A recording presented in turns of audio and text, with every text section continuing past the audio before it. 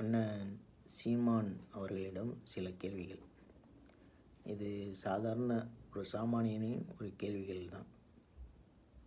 ஓரிரு நாட்களுக்கு முன்னாடி நியூஸ் சேனல்களில் தொலைக்காட்சி பத்திரிகையாளர் சந்திப்பில் சீமான் அவர்கள் குறிப்பிடுகிறார்கள், பெரியாரை யார் ஆதரித்தாலும் நான் எதிர்ப்பேன், பிரபாகரனே ஆதரித்தாலும் நான் எதிர்க்கத்தான் செய்வேங்கிறேன். நம்முடைய கேள்வி என்னன்னா, நீங்கள் ஒரு நிலைப்பாட்டில் இருக்கலாம், அது பிரச்சனை இல்லை.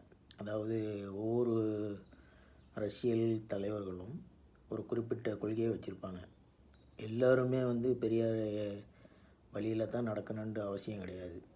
ஒவ்வொருத்தவங்களும் அவங்களுக்கு எதை தலைவராக எடுத்துக்கிறாங்களோ அவங்களுடைய நிலைப்பாட்டில் அவங்க பயணிக்கலாம். அது யாருக்கும் பிரச்சனை கிடையாது. நீங்கள் பிரபாகரனை அவங்களுடைய வழியில் நீங்கள் அரசியல் நடத்துகிறேன்னு சொல்கிறீங்க. அப்படி இருக்கையில் பிரபாகரனே ஆதரித்தாலும் நான் எதிர்ப்பேங்கிறது முரண்பாடாக இல்லையா? அதாவது மற்ற அரசியல் கட்சிகள் இருக்குது. இப்போ பிஜேபி இருக்குது. அவங்க பெரியாரை எதிர்க்கிறது தான் அவங்களுடைய வேலை. அவங்க பெரியாருடைய சிந்தனை கிடையாது. அவங்க பெரியாருடைய கொள்கையை எடுத்து நடக்கக்கூடியவங்க இல்லை. அப்போ நம்ம அவங்கள்ட்ட போய் ஏன் பெரியார் கொள்கையை ஏற்றுக்கலை, ஏன் ஆதரிக்கலைன்னு கேட்க போகிறது இல்லை.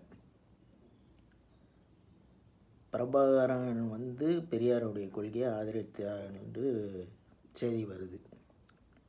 அப்போ நீங்கள் பிரபாகரனை தலைவராக ஏற்றுக்கிட்டு அவங்களுடைய வழியில் நீங்கள் செயல்படுத்துகிறீங்கண்டா, அப்போ பிரபாகரனுடைய கொள்கையை தானே நீங்கள் பின்பற்றுறீங்க. அப்புறம் எப்படி நீங்கள் பெரியாரை எதிர்ப்பீங்க? பிரபாகரனை ஆதரித்தாலும் ஒன்றுக்கு ஒன்று முரணாக இருக்க. அப்போ இதுக்கு நீங்கள் தெளிவான பதில் சொல்லணும். அதே போல் எல்லா விஷயத்தையும் நீங்கள் பின்பற்றணுங்கிற அவசியம் கிடையாது. பெரியார் ஏற்றுக்க மறுக்கிறீங்கண்டா அவருடைய கொள்கையில் நிறையா முரண்பாடு இருக்குன்னு சொல்கிறீங்க. ஓகே, இப்போ உதாரணத்துக்கு நீங்கள் கட்சி ஆரம்பித்து 28 வருஷம் ஆகுது. எனக்கு சரியாக தெரியல, 27 வருஷமா 28 வருஷமாண்டு. அந்த குறிப்பிட்ட காலத்தில் ஆரம்பத்தில் ஒன்று பேசியிருப்பீங்க, பிறகு ஒன்று பேசியிருப்பீங்க, இப்போ ஒன்று பேசிகிட்டு இருப்பீங்க. இந்த இடைப்பட்ட காலத்திலேயே உங்களுக்குள்ள கருத்து முரண்பாடு ஏற்படுது, சரியா? அப்போ நம்ம உங்கள்கிட்ட கேட்கும் போது நீங்கள் ஆரம்ப காலத்தில் இந்த மாதிரி பேசுனீங்களே, இப்போ இப்படி பேசுகிறீங்களே, அதற்கு முரண்பட்டு பேசலையான்னு கேட்கும் போது நீங்கள் என்ன சொல்கிறீங்க? அது நான் படிப்பதற்கு முன்னால் பேசியது, இப்போ படித்ததுக்கப்புறம் நான் எல்லாத்தையும் மாற்றிக்கிறேன், இப்போ தான் எனக்கு விளக்கம் தெரியுதுன்னு சொல்கிறீங்க. சரி, அப்போது உங்களுடைய இந்த 28 கால அரசியல் வாழ்க்கையிலேயே இவ்வளோ முரண்பாடு தெரியுது. அவருடைய விஷயத்தில் மட்டும் இல்லை, உங்களுடைய தனிப்பட்ட விஷயத்தில் கூட முதல்ல ஒரு கருத்தில் இருப்பீங்க, பிறகு ஒரு கருத்துக்கு மாறுறீங்க. அப்போது அதனுடைய நிலைப்பாடு இது தான் சரின்ட்டு இப்போ வழங்குது, அதனால் நான் இதுக்கு மாறிக்கிறாங்கிறீங்க. அது தவறு கிடையாது. எல்லா மனிதனுமே தவறு இழைக்கக்கூடியவன் தான். எந்த தலைவருமே தவறே செய்யாதவங்கன்னு சொல்ல முடியாது. அது பெரியாராக இருந்தாலும் சரி, மற்ற தலைவர்களாக இருந்தாலும் சரி, பிரபாகரனாக இருந்தாலும் சரி, எந்த தலைவர்களாக இருந்தாலும் அவங்க ஆரம்ப காலத்தில் ஒரு நிலைப்பாட்டில் இருந்திருப்பாங்க, அதுதான் சரின்ட்டு. அதுக்கு பிறகு அவங்களுடைய காலகட்டங்கள் மாற மாற கால சூழ்நிலைக்கு ஏற்ப மனிதனுக்கு எது தேவையோ அதை முன்னாடி நம்ம சொன்னது தவறு, இது தான் சரின்ட்டு அதை மாற்றிருப்பாங்க. அப்படி மாற்றிக்கிறது அது எல்லா மனிதருக்கும் உள்ள இயல்பு. அப்படி தான் நீங்கள் சொல்கிறீங்க, நான் ஆரம்பத்தில் இந்த மாதிரி சொல்லியிருப்பேன், இது படித்ததுக்கப்புறம் நான் இப்படி மாற்றிக்கிட்டேன். இந்த நிலைப்பாடு உங்களுக்கு பொருந்தும் என்றால் அந்த நிலைப்பாடு ஏன் பெரியாருக்கு பொருந்தாது? பெரியார் ஆரம்பத்தில் தமிழை எதிர்த்தாருங்கிறீங்க. சரி, பெரியார் தமிழை எதிர்த்தார், பிறகு ஆதரித்தாரா இல்லையா? நீங்கள் அதையெல்லாம் சொல்லணும். இல்லை, சொல்லக்கூடிய நீங்கள் முழுசாக சொல்லுங்கள். மக்களை வந்து பெரியாரை எதிர்க்க வேணும் என்ற அந்த சிந்தனையை கொண்டு மக்கள் மனசில் திணிக்கணுங்கிறதுக்காண்டி பெரியார் தமிழை எதிர்த்தாருங்கிறத மட்டும் சொல்கிறீங்க. பெரியார் ஆரம்பத்தில் தமிழை எதிர்த்தார், அவருடைய கடைசி காலத்தில் தமிழுக்காண்டி போராடினார் என்று சொல்லுங்கள். அது சரி. ஆரம்பத்தில் இஸ்லாமியர்களை எதிர்த்தார், கடைசி காலத்தில் உங்களுக்கு இஸ்லாம் தான் சரியான மார்க்கம் மதம், நீங்கள் அங்கே போய் சேருங்கன்னு சொன்னாருன்ட்டு அதையும் சொல்லுங்கள். அதை விட்டுட்டு இஸ்லாமியர்களை வந்து எப்படியெல்லாம் திட்டினார் பார்த்தீங்களா என்று சொல்கிறீங்க. அப்போ பாதியை மறைச்சி பாதியை சொல்கிறீங்க. அப்போ இது எதனுடைய லாபம்? உங்களுடைய அரசியல் லாபத்துக்காண்டி மக்களுக்கு மத்தியில் பிளவு ஏற்படுத்துகிறீங்க. மக்களுக்கு அந்த பெரியார் மேலே உள்ள ஒரு ஈடுபாடை எப்படியாச்சும் அகற்ற வேண்டும் என்று நினைக்கிறீங்க. சரி, இதுக்கு நீங்கள் பதில் சொல்ல முடியும், சொல்லணும். அப்புறம் பெரியாரை எதிர்க்கங்கிறீங்க. ஓகே, பெரியாருடைய கொள்கையில் நீங்கள் எதையெல்லாம் எதிர்க்கிறீங்க அதை சொல்லணுமே. பெரியாரை மொத்தமாக எதிர்க்கிறீங்கன்னா மொத்தமாக உங்களுடைய அரசியலை தவறான அரசியலை விடுமே. அதாவது பெரியாரை வந்து நான் இந்தந்த காரணத்துக்காண்டி இந்தந்த கொள்கையில் மட்டும் எதிர்க்கிறேன்னு சொன்னீங்கன்னா ஓகே. இப்போ உங்களுடைய வாதப்படி தமிழுக்கு அவர் எதிரியாக இருந்தார், அதனால் நான் பெரியாரை எதிர்க்கிறேன். ஓகே. ரெண்டாவது, பெண்ணினத்துக்கு இஸ்லாத்துக்கு எதிராக பேசினார், அதனால் பெரியாரை எதிர்க்கிறேன். இப்படி சொன்னீங்கன்னா சரி. ஒட்டு மொத்தமாக நான் பெரியாரை எதிர்க்கிறேன்டா உங்களுடைய அரசியலை தவறான அரசியலாச்சே. ஏன் இந்த கேள்வியை நான் முன்வைக்கிறேன்டா, நீங்கள் அரசியலில் பெரியாரை எதிர்க்கிறங்கிற பேரில் ஒட்டுமொத்தமாக கொள்கையை எதிர்க்கிறீங்க. பெரியாருடைய கொள்கையை அவர் தீண்டாமையை எதிர்த்து போராடினார். நீங்கள் பெரியாரை எதிர்க்கிறேன்டா தீண்டாமையை எதிர்த்து போராடினவங்களெல்லாம் நீங்கள் எதிர்க்கிறீங்க. அப்போ தீண்டாமை தான் சரிங்கிறீங்க. அவர் ஆரியத்துக்கு எதிராக போராட்டம் பண்ணார், அதை பெரியாரை எதிர்க்கிறாண்டாக்கா அப்போ ஆரியம் தான் சரின்னு பேசுகிறீங்க.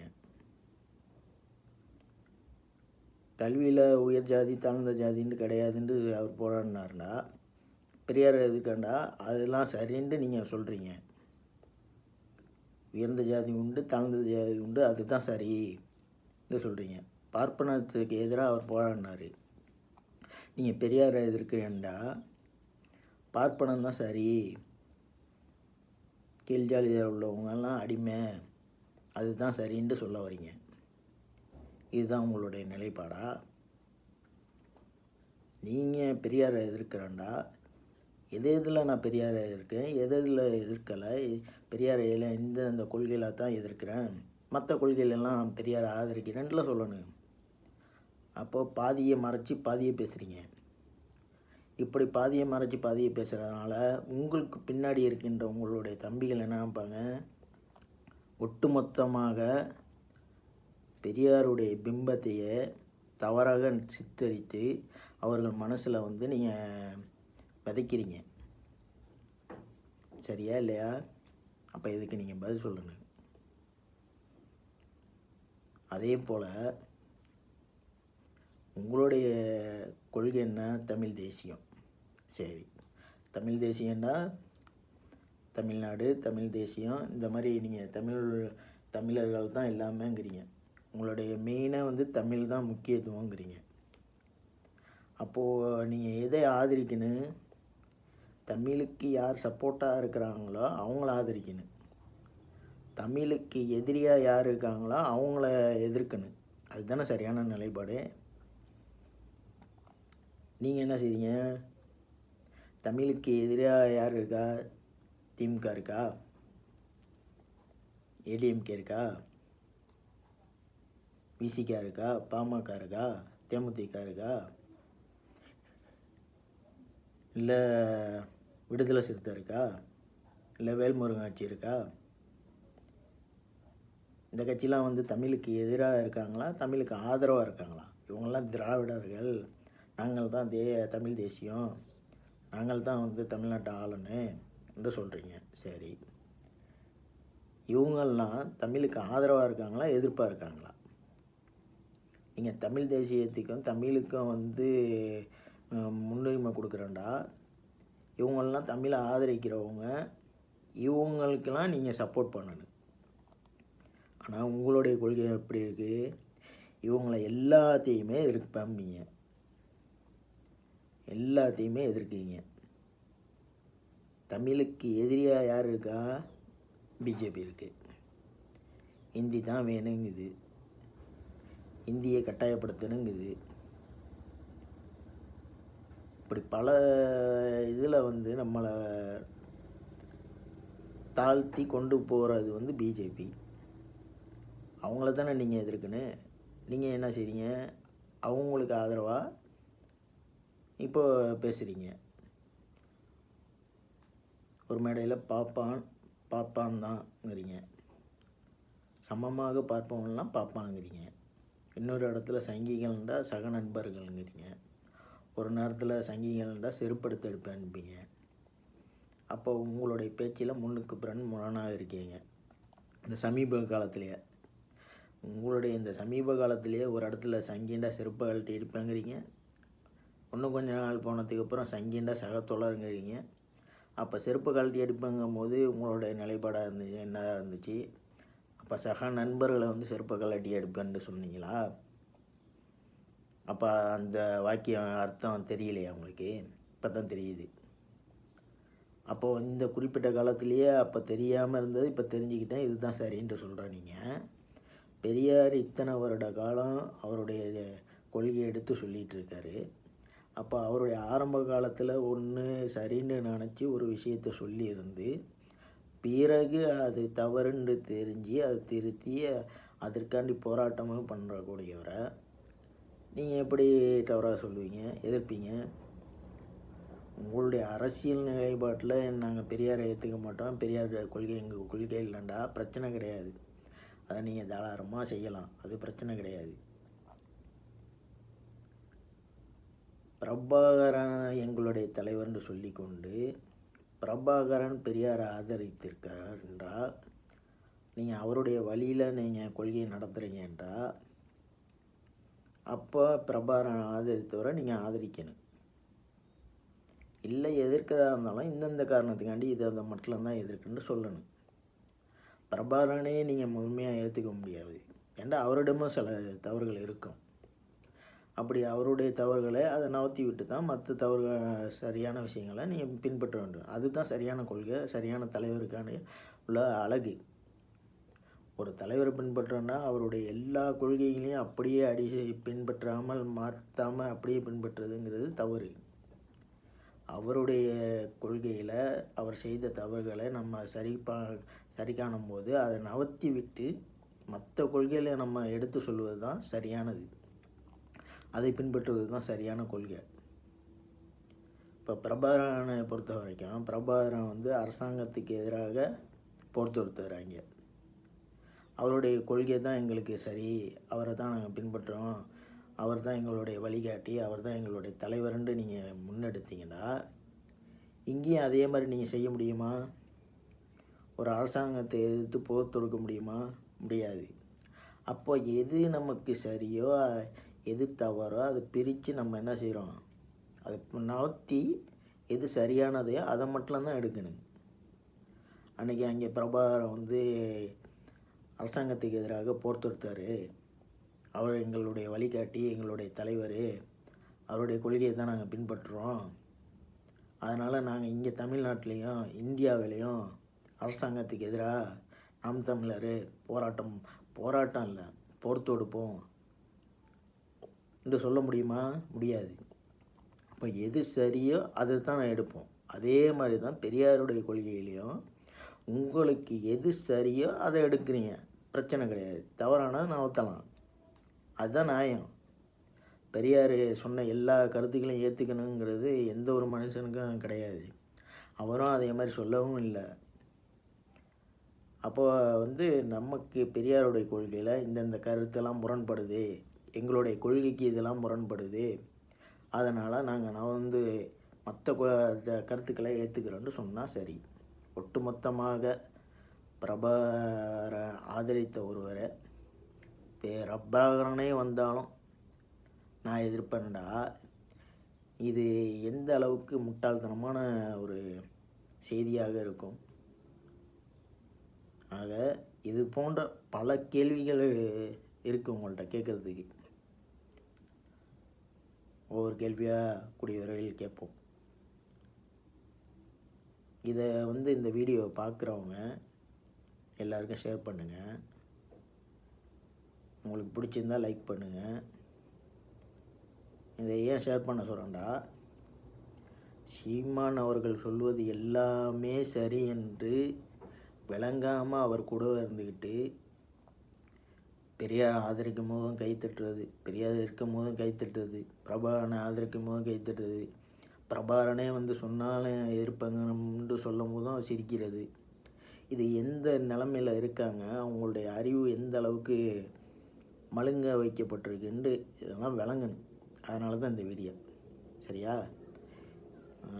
இதை எல்லாத்துக்கும் ஷேர் பண்ணுங்கள். அவங்க கூட உள்ளவங்களும் இதை ஒவ்வொருத்தவங்களும் சிந்திச்சு பாருங்கள். பெரியாரை எதிர்க்காங்கிறீங்களா? ஓகே, எதிருங்க. அவர் ஆரம்ப காலத்தில் என்ன சொன்னார், பிறகு என்ன சொன்னார், ரெண்டத்தையும் சொல்லுங்கள் உங்கள் அண்ணனை. அவங்க கூட உள்ள அவங்க எல்லாருமே சொல்லுங்கள். சரிண்ணா, நீங்கள் பேசுகிறதுலாம் ஓகே தான், பெரியார் இருப்போம், ஒன்றும் பிரச்சனை இல்லை. ஆரம்பத்தில் தமிழை எதிர்த்தார், கடைசியில் தமிழுக்கு ஆதரித்து போராட்டம் பண்ணார், மாநாடு நடத்தினார், திருக்குறளுக்காண்டி மாநாடு நடத்தினார். அதே மாதிரி இஸ்லாமியர்களை ஆரம்பத்தில் எதிர்த்தார், கடைசியில் இஸ்லாம் தான் உங்களுக்கு சரியான மார்க்கம், நீங்கள் அங்கே போய் சேர்ந்தீங்கன்னு சொன்னார். அதையும் சொல்லி இதையும் சொல்லுங்கண்ணா, சொல்லிவிட்டு நாங்கள் அதனால் பெரியார் எதிர்க்கோம்னு சொன்னீங்கன்னாக்கா மக்கள் ஏற்றுக்குவாங்க. அப்படி சொன்னாக்க யாரும் ஏற்றுக்க மாட்டாங்க. ஏண்டா எல்லாருக்குமே தெரியும்ல, ஆரம்பத்தில் இஸ்லாத்தை எதிர்த்துட்டு கடைசியாக இஸ்லாத்தில் போய் வேண்டாம் சேர்ந்தீங்க, அதுதான் உங்களுக்கு சரியான மார்க்கணும்னு சொல்லியிருக்காருன்னு சொன்னாக்கா அப்போ சரியாக தானே சொல்லியிருக்காரு. அப்போ பெரியார் தான் சரியான கொள்கை தலைவன். இவர் மாற்றி மாற்றி பேசுகிறாருன்ட்டு உங்களை விட்டு இருக்கிறவங்களும் பிரிஞ்சு போயிடுவாங்க. அதனால் கூட உள்ளவங்களும் சிந்திங்க. இதை பார்க்குறவங்களும் மற்றவங்களுக்கு ஷேர் பண்ணுங்கள். மீண்டும் சில கேள்விகளாக சந்திப்போம்.